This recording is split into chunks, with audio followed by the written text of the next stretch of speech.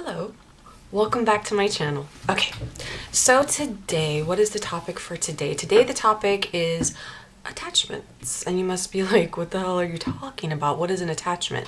Okay, so an attachment, in trying to keep on the topic of paranormal, kind of ties into that. An attachment is a spirit.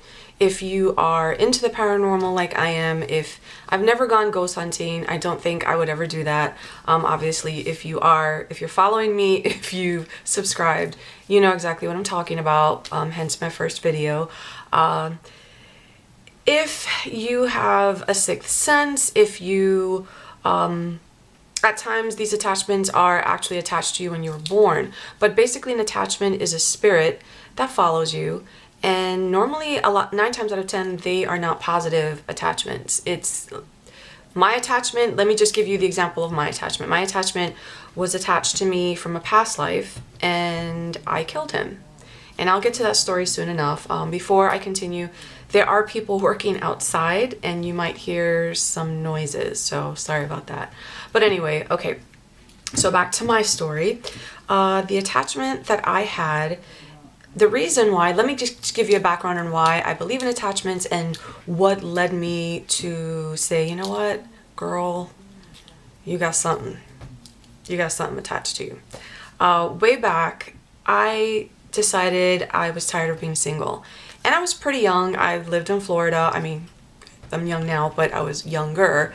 And I was in banking. This is when I had my banking jobs as a teller and as an operations specialist.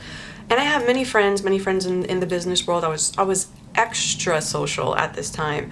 And I noticed that my girlfriends had boyfriends, and they would come and go, and, you know, guy friends that they would do things with. And I was never, that never happened. This was actually way before I lived with, I'm going to call her Lake Girl. My best friend is actually Nancy, which I know she watches my videos. That is my one ultra true friend. The girl that I talk about, who I lived with and knew for 10 years, she's Lake Girl. And that's the house that all the paranormal stuff happened in. But anyway, just so you know what I'm talking about. But anyway, okay, so this time was way before Lake Girl, way before I lived with her. And I just was, you know, I just wanted companionship. So it was ridiculous how everyone around me had all this action going, and I had absolutely none. I had the opposite. I had no action, and I had the worst things happen to me. And one example I can give you, I was out with my friends. We were at partying downtown. I was, you know, feeling the buzz, and I was, you know, drinking and just having a good time. I met a guy. Our eyes connected. It was instant attraction. It was like he saw me, I saw him, and it was, and we started talking. And now he was across the table from me, and he tried to come over. That's when his friend comes out of nowhere, just thrusts his arm right in front of my face, and the ratchetness commenced. I just lost my mind. Like, what the hell are you doing? Why are you being so rude? What the hell is wrong with you? Why are you putting your arm in front of my face? I'm talking to him. And he was like, oh God, it was just ridiculous. He called me every name in the book. I'm a whore. I'm just another girl in a bar. He doesn't want anything to do with you. Like, he was basically talking for this guy that I could see was very attracted to me. I'm looking at this guy. I'm like, are you going to say anything? Are you going to, you know, are you going to defend me? Are you going to say? He said nothing. He pretty much just went with his friend. I was like, Are you kidding me right? Are you kidding me right now? And that was one of hundreds of stories that I have about, you know, what would happen to me every time with guys. So the Lake Girl and I would talk about it, and I guess her mom and her had talked about it, and she was having some bad luck in her life. I don't even want to call it bad luck. She was having a lot of things happen to her in the same fashion that they were happening to me. So her mom took her to a regressionist, and he was a licensed, what would you call it, when they put you under, a hypnotist. And if you don't have anything going on, if you don't have an attachment, if you don't have a past life that's interfering with your life now, nothing will happen. You will not zoom back to that point and acknowledge it and then release it, which is basically what that is. You regressed. They put you under, they regress you, they start, you know, they ask you questions. And if you do have an issue, it zooms you back to that point in time, you acknowledge it and you release it. So I was like, you know what, anything at this point would be I just want to try something. So I went. And before I get to that, another sealing factor as to the reason why I believe in attachments, or I ended up believing in attachments, was because when I did go out, which was, like I said, very often, when I would get drunk or I would get a little tipsy, my arms from the elbow to the hand would become numb.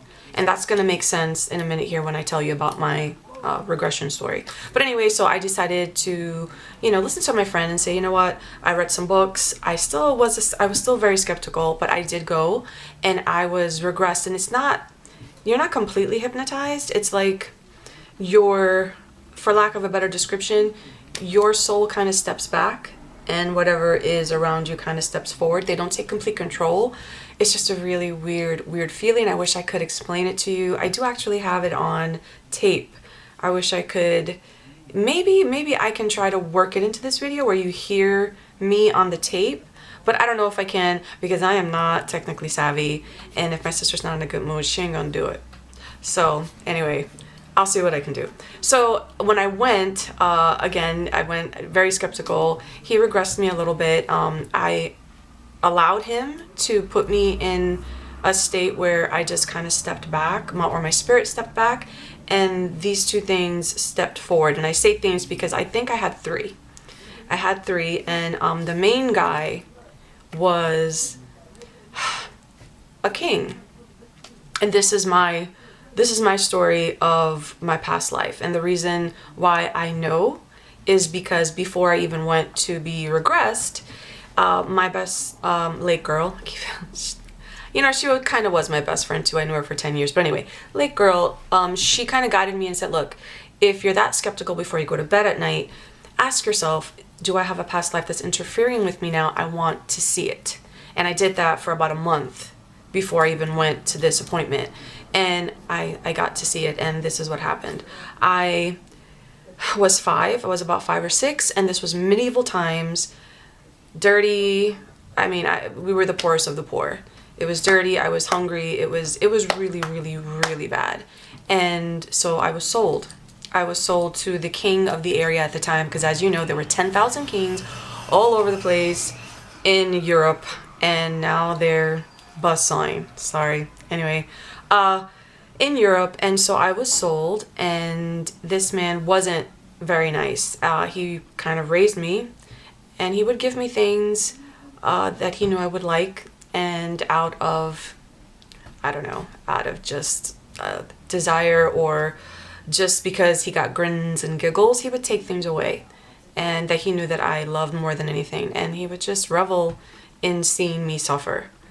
I got older, and of course, that's what I was reared for, him, to be his sex slave, I guess. And at the time, the piece of time that I saw, I was grown. It kind of zoomed all the way through, but the moment that really lasted was when I saw myself. My hair was up. I was really thin. I had beautiful jewelry on. I had no clothes on. We were in his bedroom, very lavish bedroom, as you can imagine. Just imagine a king's bedroom back in medieval times. Yeah. We were on the bed, and I remember I had a gold armband, and God, I remember seducing him, looking at him, and he was old, very, very old and very frail. And I guess so that you have a better idea, I don't know if you guys saw Braveheart, the main king, who actually, the French princess married his son. That's the guy that he looked like, except way older and way skinnier and way more disgusting. And I remember trying to seduce him in bed, and I grabbed him by the neck, and I choked him, and I killed him. And I actually remember what the bones felt like as I choked him to death. And, or what they felt like cracking. Oh, okay. And I believe that's why when I went out and I would drink, my arms from the elbow to the hand would get numb. That's the connection that I made. But anyway, when I went back to the appointment, when I was at the appointment and he regressed me and my soul kind of stepped back a little bit, these things came forward, and he helped me say prayers, and he helped me get rid of them, and they jumped out. I remember just kind of jumping out of the session because they had really, really with force left me, and I felt the energy as they left. And believe it or not, afterwards, a few weeks later, things changed. Now I can't tell you, you know, I'm not married, I don't have a boyfriend at the moment, but you know, guys see me now. I'm able to have a conversation, and I'm able to go on a date.